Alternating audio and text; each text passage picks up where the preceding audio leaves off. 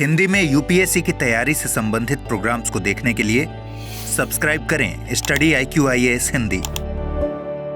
नमस्कार, study IQ-IAS Hindi में आप सभी लोगों का बहुत बहुत स्वागत है। मेरा नाम है विरत दुबे। दोस्तों, आप सब लोगों को मालूम है 2024 में जो यूपीएससी का पेपर हुआ था उसकी अब ऑफिशियल आंसर की आ चुकी है। काफ़ी विलंब से आई है और ये कोई पहली बार नहीं है। हर बार यूपीएससी ऐसा ही करता है, तकरीबन साल भर बाद उनको अपना जो प्रीलिम्स का आंसर की होता है वो शेयर करते हैं वो, पर उसका कोई मीनिंग नहीं रह जाता। शायद ये एक प्रकार का एक तरीका हो सकता है यूपीएससी का, जिसमें वो ये बताने का प्रयास करते हों कि आगामी स्टूडेंट जो प्रिपेयर कर रहे हैं, हमने पिछले क्वेश्चंस के आंसर्स किस तरीके से किए हैं, पिछले के कौन से क्वेश्चंस पूछे गए थे, उनके आंसर्स के अप्रोच क्या थे, शायद उससे कुछ अपकमिंग स्टूडेंट्स को कुछ मदद मिलती हो। पर चलो मान भी लेते हैं कि ये मदद मिलेगी, लेकिन इस बार की जो आंसर की है उसमें कुछ ऐसी चीज़ें हैं जो स्टूडेंट्स क्या एस्पिरेंट्स जो हैं उनको डिसअपॉइंट करेंगी। क्या हैं वो चीज़ें, उनके ऊपर नज़र डालेंगे। पहले आइए एक बार ऑफिशियल आंसर की जो है उसके ऊपर नज़र डालते हैं। ऑफिशियल आंसर की में जब आप जाओगे, सबसे पहले तो देखिए आप इसको डाउनलोड कर सकते हैं। जो भी न्यू स्टूडेंट्स हैं, जो पास आउट हो चुके हैं उनके लिए क्या ही बचा है इसमें, पर न्यू स्टूडेंट्स यूपीएससी की वेबसाइट में जा करके एग्जामिनेशन वाले कॉलम में जा करके आंसर की पे क्लिक करेंगे तो यहाँ पर आंसर की का ऑप्शन आएगा। मैंने ऑलरेडी डाउनलोड कर रखा है। तो ये है आंसर की 2024 की। 2024 की जो आंसर की है वो ये शो करती है 2024 की जो आंसर की है वो ये शो करती है कि भाई कहाँ पर मिस्टेक्स हुई हैं, किन जगहों पर मिस्टेक्स हुई हैं। देखिए आप, ये 2024 की आंसर की है। कुछ चीज़ें पहले इसके ऊपर नज़र डाल लेते हैं।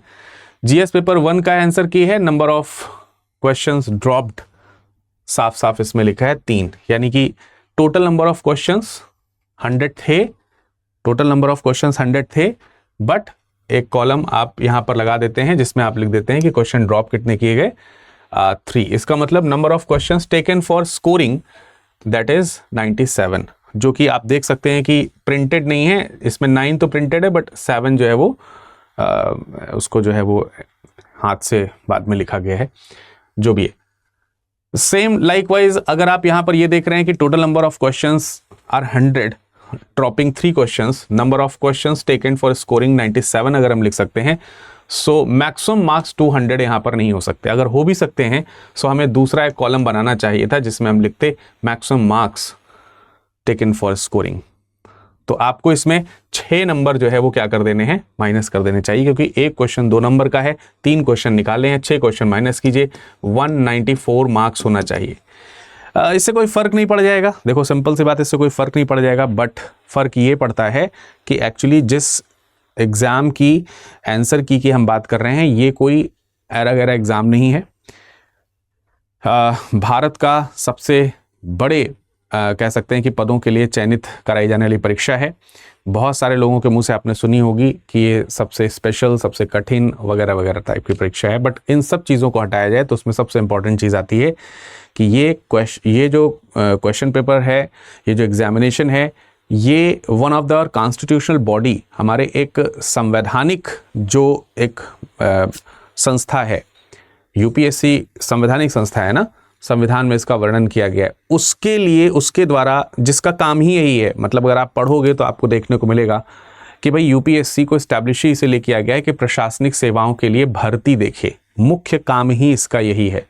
जब आपका एक मेन फोर्टे बनाया जाता है कि आप इसमें काम करेंगे, तो आपसे उम्मीद की जाती है, खासकर तब जब आप कॉन्स्टिट्यूशनल बॉडी हो, तो ये उम्मीद की जा सकती है कि आपसे गलती नहीं होगी। चलो मान भी लेते हैं कि ये कोई देवता लोग नहीं बना रहे हैं, इंसान ही बना रहे हैं, कुछ गलतियां हो जानी चाहिए, चलो ठीक है, 1% के लिए मान भी ले जाए, बट 3 क्वेश्चन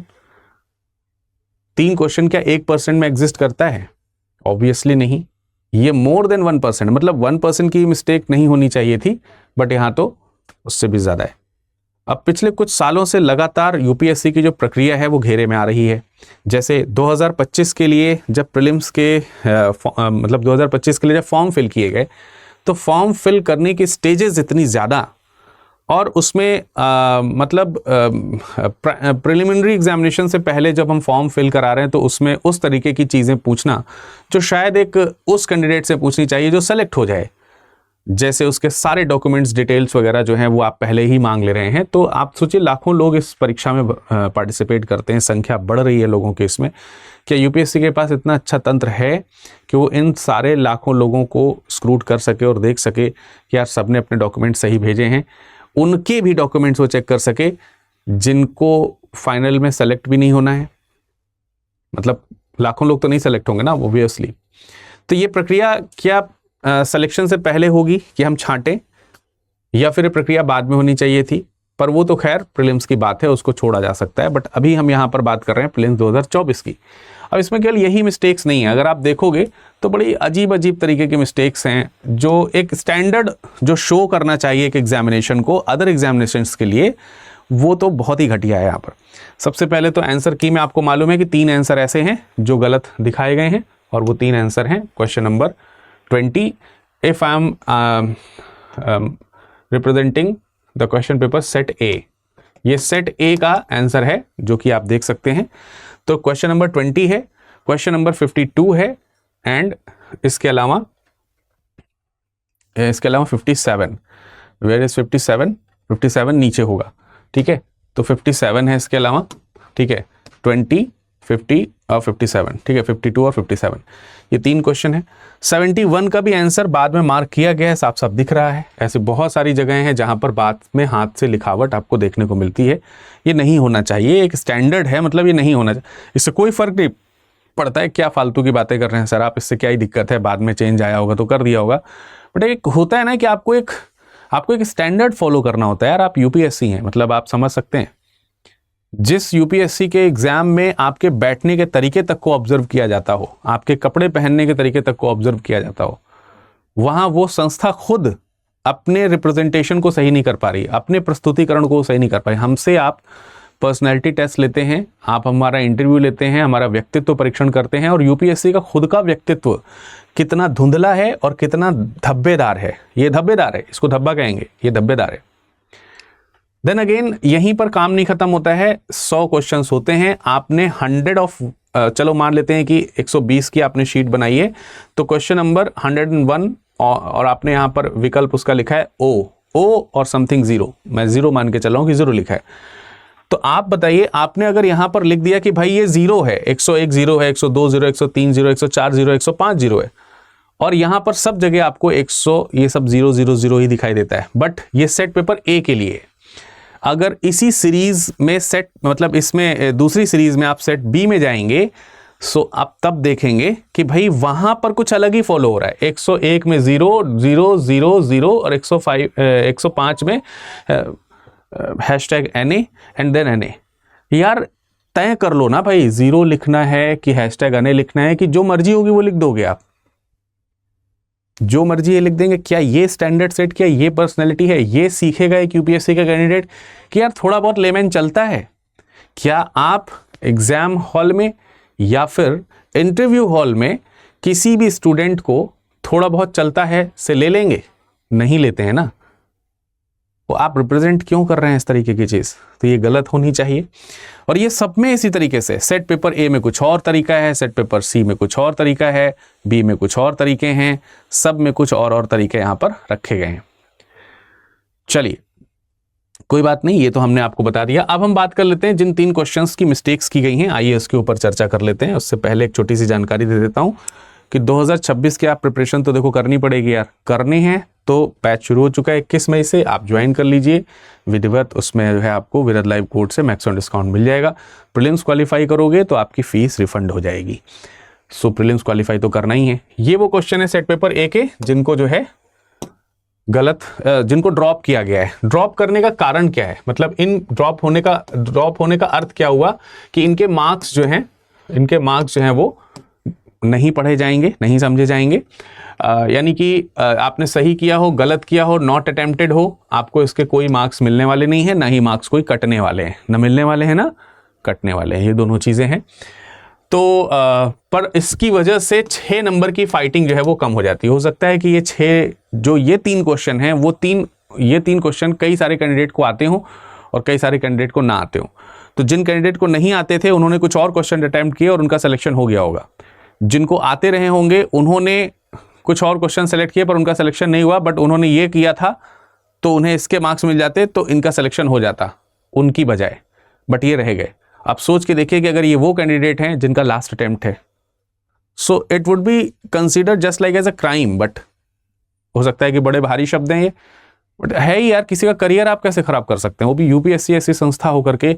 आप ऐसा नहीं कर सकते। You have to be very responsible towards your candidate, क्योंकि आप कैंडिडेट से ये उम्मीद करते हैं कि वो रिस्पॉन्सिबल हों towards country and towards them. So आपकी अपनी रिस्पॉन्सिबिलिटी क्या है?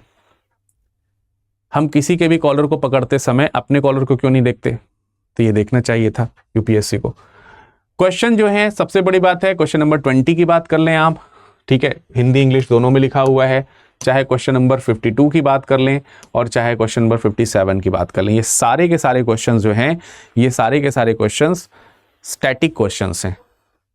स्टैटिक क्वेश्चंस हैं, जनरलाइज वे में पढ़े जाते हैं, ऐसा कोई तुर्रम खां हवा क्वेश्चन नहीं है। यूपीएससी की क्या इतनी भी समझ नहीं रह गई है?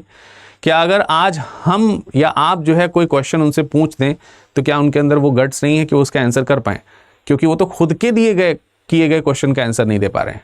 मतलब ये तो हमने नहीं पूछा है उनसे क्वेश्चन, ये तो उन्होंने ही पूछा है अपने आप से, और वो ही उसका आंसर नहीं दे पा रहे हैं और 1 साल भर का समय लेते हैं इस आंसर की को रिलीज करने के लिए। बेसिकली ये आंसर की तैयार तब हो गई होगी जब प्रीलिम्स का रिजल्ट आउट हुआ होगा, लेकिन दिखाई अब जा रही है जिससे कि कोई क्रॉस क्वेश्चनिंग ना हो सके। क्या हमारे पास पूछने का अधिकार खत्म हो गया है? क्या यूपीएससी संस्था अपने आप को ये मानती है कि हमसे पूछने का किसी का कोई अधिकार नहीं है, हम जो चाहेंगे जैसा कहेंगे वैसा होगा, वही माना जाएगा? हो सकता है कि नोटिफिकेशन में ऐसा लिखा भी हो, बट क्या लिख देने से ही काम चल जाएगा कि हमने तो लिख के दिया था? बट इससे नहीं चलेगा मेरी ख्याल से। यार कैंडिडेट सब है उसमें, कोई ऐसे मतलब लॉ का कैंडिडेट नहीं आ रहा है, जज साहब नहीं बैठ रहे हैं यहाँ पे कैंडिडेट के तौर पर जिनको सारे कानून मालूम है। जस्ट 12 पास आउट करता है आजकल बच्चा, वो प्रिपरेशन करता है, जस्ट ग्रेजुएशन पास आउट करता है और वो आपके यहाँ आता है। बहुत ही इनोसेंट होता है वो इन सब चीज़ों को लेकर के, बहुत ही बिलीव रहता है उसको कि ये संस्था जो कह रही है, यूपीएससी जो कह रहा है वो ज़्यादा करेक्ट होगा। सो उसको कहीं ना कहीं धोखा देने का बात है, उसे नहीं देना चाहिए। यूपीएससी से रिक्वेस्ट है कि ये सब जो बचकानी हरकतें की जा रही हैं पिछले 1-2 साल से, पिछले साल का जो पेपर आया था उसमें भी एक क्वेश्चन गलत था, आपके 3 क्वेश्चन हो गए। क्या हम उम्मीद करें कि ग्राफ बढ़ेगा? 2026 में जब पेपर देंगे, 25 में जब पेपर देंगे तो 5-6 क्वेश्चन ऐसे होंगे? क्योंकि जिस हिसाब से आपने फॉर्म फिल करवाया है उस हिसाब से लगता तो ही, और फॉर्म फिल होने में भी सिर्फ यही नहीं था कि आपने ज़बरदस्ती अनर्गल टॉप जो है उनसे डॉक्यूमेंट्स मांगे, उनके स्पेलिंग सही नहीं थे। फॉर्म फिल करने वाले कैंडिडेट में स्पेलिंग सही नहीं थे, और आप उम्मीद करते हैं कि कैंडिडेट अपने नाम, अपने पते और तमाम सारी चीज़ों की स्पेलिंग सही लिखे। आप हैबिचुअल होकर के, प्रोफेशनल होकर के चीज़ें सही नहीं लिख पाते। एक अनप्रोफेशनल बच्चा या बच्ची, स्टूडेंट जो है, जो एस्पिरेंट है, उससे आप ये उम्मीद करते हैं, और नहीं करता है तो उसके ऊपर आप दंडात्मक कार्रवाई कर देते हैं। लाइकवाइज कि वो फॉर्म नहीं फिल कर पाया, उसका फॉर्म रिजेक्ट हो गया। लाइकवाइज कि यही ओएमआर में गलती हो जाए तो आप उसका ओएमआर रिजेक्ट कर देते हैं। उसका एक पूरा साल खराब हो जाता है इससे। आप प्लीज़ उसे सही करें। क्वेश्चंस जो हैं, जैसे अब ये हिस्ट्री का क्वेश्चन है यार, मतलब अगर आप इंडियन कल्चर की जो वेबसाइट है उस पर जाकर के देखोगे ना, इसके बारे में लिखा हुआ है। मैं मतलब शायद आप लोगों को शो भी कर सकता हूँ इसके बारे में, ये उस पर जाकर के लिखा हुआ है, आप देख सकते हो इस क्वेश्चन को आसानी से, मतलब समझ सकते हो। मैं आपको दिखा देता हूँ एक बार। देखिए, इंडियन कल्चर की वेबसाइट है, कॉलोनियल ऑफ लैंड रेवेन्यू मारवाड़ी ryotwari and permanent settlement system. तो परमानेंट सेटलमेंट सिस्टम में ऐसा कहीं पर नहीं लिखा गया कि पीजेंट्स जो हैं उनको एग्जेम्प्ट किया गया था कि जब कोई फेमाइन या कुछ इस तरीके की चीज़ आएंगी तो हम उनको क्या करेंगे, उनको उनका कर या लगान माफ़ कर देंगे। ऐसा कहीं नहीं लिखा गया। बट ये ज़रूर लिखा गया कि अगर टाइम पर आप पेमेंट नहीं करते हैं, जो लैंडलॉर्ड्स हैं अगर वो टाइम पर पेमेंट नहीं करते हैं तो उनकी ज़मीन उनसे छीन ली जाएगी। ये ज़रूर लिखी हुई है। सो क्या मतलब हुआ इसका कि अब ये रेफरेंस तो गवर्नमेंट का ही है ना, मैं थोड़ी indianculture.gov.in digital district repository, district repository, colonial system, land revenue, मारवाड़ी रायतवाड़ी, सामने आपको दिखा रहा हूँ। मतलब मेरा नहीं है कुछ इसमें, या मैं किसी दूसरे बुक या रेफरेंसेस की बात नहीं कर रहा हूँ, गवर्नमेंट का है, मेरा थोड़ी है। समझ में आ रही बात? तो आप इस चीज को समझें, आप देखें इसको, आप यहां पर देख सकते हैं रैयतवाड़ी सिस्टम के बारे में बाकायदा लिखा हुआ है, हाँ बाकायदा लिखा हुआ है। तो ये इसमें क्या प्रॉब्लम है यार, इसमें किस तरीके की प्रॉब्लम है? अच्छा ये इसी की बात नहीं कर रहा हूं मैं, ये सबकी बात है यार, इसमें भी ये भी स्टैटिक क्वेश्चन है ना। इसकी बात करते हैं तो ये भी स्टैटिक क्वेश्चन है, इसको हटाया क्यों गया? और एक क्वेश्चन जो कि गलत था, जैसे 85 का आंसर अगर आप देखोगे तो इन्होंने 85 का आंसर क्या दिया हुआ है, इन्होंने 85 क्वेश्चन नंबर 85 का आंसर दिया है, सेट नंबर ए की बात कर रहा हूं, सेट ए 85 का सी आंसर दिया हुआ है। And now the question is कि यार आप बताइए केंद्रीय बजट के संदर्भ में, सी का मतलब हो गया 1 और 2 दोनों सही, यानी कि पहला भी वो सही मान रहे हैं। उनका कहना है कि प्रधानमंत्री को, देखो मैं प्रधानमंत्री जी से कहना चाहूंगा सीधा, आप प्रधानमंत्री जी आप हमारा ये वीडियो देखिए और आगे से आपको यूपीएससी की तरफ से इंस्ट्रक्शन है, मेरी तरफ से नहीं है, मैं कौन होता हूं आपको इंस्ट्रक्शन देने वाला। आपको मैं एक सुझाव दे रहा हूं कि कॉन्स्टिट्यूशन में आप कोई अमेंडमेंट ना करें, बट यूपीएससी ने मान लिया है, यूपीएससी कह रहा है कि प्रधानमंत्री जी हैं और वित्त मंत्री जी भी ध्यान दें इस पे कृपया, कि आप दोनों लोग, प्रधानमंत्री जी की ओर से जाएगा और केंद्रीय वित्त मंत्री जो हैं वो संसद के दोनों सदन में वार्षिक वित्तीय विवरण, जिसको हम साधारण तौर से बजट कहते हैं, वो पेश करेंगे। तो अगली बार से जैसे 2026-27 का जब आप लाएंगे ना, तो आप बजट आप ही लोग पेश कीजिएगा, राष्ट्रपति महोदय या महोदया को हटा दीजिएगा, क्योंकि कॉन्स्टिट्यूशन में होगा कुछ गलत। यूपीएससी इज एक्चुअल कॉन्स्टिट्यूशन, ठीक है, वो जो कहेगा वो सही होगा। तो अब से प्रधानमंत्री जी आपको ये काम करना है, ठीक है, ये राष्ट्रपति जी नहीं करेंगे, क्योंकि हमने जो पढ़ा वो ये था, ये जो चीज मैंने ली है स्क्रीनशॉट, ये आर्टिकल 112 का, ये संविधान से ही है, अलग से नहीं है। संविधान में लिखा है कि राष्ट्रपति प्रत्येक वर्ष वित्तीय वर्ष के संबंध में संसद के दोनों सदनों के समक्ष भारत सरकार की उस वर्ष के लिए प्राकृतिक प्राप्तियों और व्यय का विवरण रखाएगा, जिसे इस भाग में वार्षिक वित्तीय विवरण कहा गया है। तो राष्ट्रपति वो तो लिखा है, लेकिन अब से प्रधानमंत्री करेंगे, क्योंकि 1 और 2 दोनों सही हैं, दूसरा तो सही है लेकिन पहला भी सही है।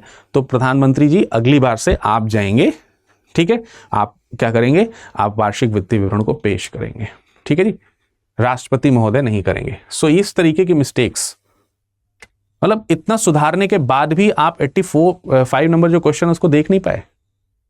तो यहां 4 क्वेश्चन का सवाल हो गया वो, एक तो 6 क्वेश्चन का आंसर 6 नंबर उसे मिला नहीं उस कैंडिडेट को, कोई सर्टेन कैंडिडेट, और अगर उसने ये क्वेश्चन अटेम्प्ट कर लिया होगा और उसने मार्क लगाया होगा केवल 2, तो 0.66 उसकी मार्किंग डिडक्ट हुई होगी, 1/3 मार्क्स कट गए होंगे उसके। तो 6 नंबर प्लस 0.66 नंबर जो है वो, और आप समझ रहे हैं, बल्कि 6 क्या, ये तो चौथा क्वेश्चन हो गया ना, तो 8 क्वेश्चन हो गए, 8 नंबर हो गए। तो इस तरीके से भाई ये आपका प्रोसेस है। लेकिन अब यूपीएससी के कैंडिडेट्स को मैं बताना चाहता हूं कि यार 25 तारीख को आपका एग्जाम है, ये सब चीजें गलतियां हैं जो नहीं होनी चाहिए थी, बट फिर भी मैं आपसे कहना चाहूंगा, आपके हाथ में कुछ नहीं है अभी फिलहाल, आपके हाथ में सिर्फ इतना ही है कि आप तैयारी कर पाए। तैयारी करें, कूल होकर के पेपर देने जाइए, मेरी शुभकामनाएं आपके साथ में। आजकल मैं थोड़ा पेड बैचेस में थोड़ा ज़्यादा बिजी हो रहा हूँ, तो वाईटी पे हमारा प्रेजेंटेशन थोड़ा सा कम है, तो मैं अभी से शुभकामनाएं आपको दे रहा हूँ।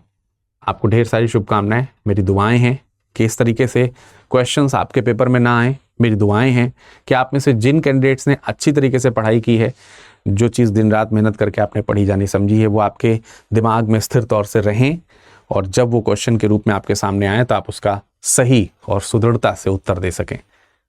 ईश्वर से मैं यही प्रार्थना कर सकता हूँ कि आपकी मेहनत अगर आपने की है ईमानदारी से, तो वो जाया ना जाए। बाकी वो कैंडिडेट्स जो आगे 2026-27 की तैयारी करना चाहते हैं जी जान से, उनके लिए हमारे बैचेस शुरू हो चुके हैं। 21 मई से पहला बैच शुरू है, ये वाला जो बैच है वो शुरू है 21 मई से, और आप जो है मॉर्निंग का बैच है, आराम से सुबह 6 बजे से सुबह 8 बजे से इसमें पढ़ सकते हैं। अच्छा सॉरी, ये इवनिंग बैच है, मई का इवनिंग बैच नहीं, थोड़ा गलत लिख गया है, एक्चुअली सुबह का बैच है, मॉर्निंग ही बैच है, यहाँ पे इवनिंग लिख गया, गलत है, ये मॉर्निंग बैच है, सुबह 8 बजे से 11 बजे तक चलेगा, ठीक है। तो आप इसमें जुड़ सकते हैं, आप इसमें जा सकते हैं। आपका समय शुभ हो, धन्यवाद। हिंदी में यूपीएससी की तैयारी से संबंधित प्रोग्राम्स को देखने के लिए सब्सक्राइब करें स्टडी IQ IAS हिंदी।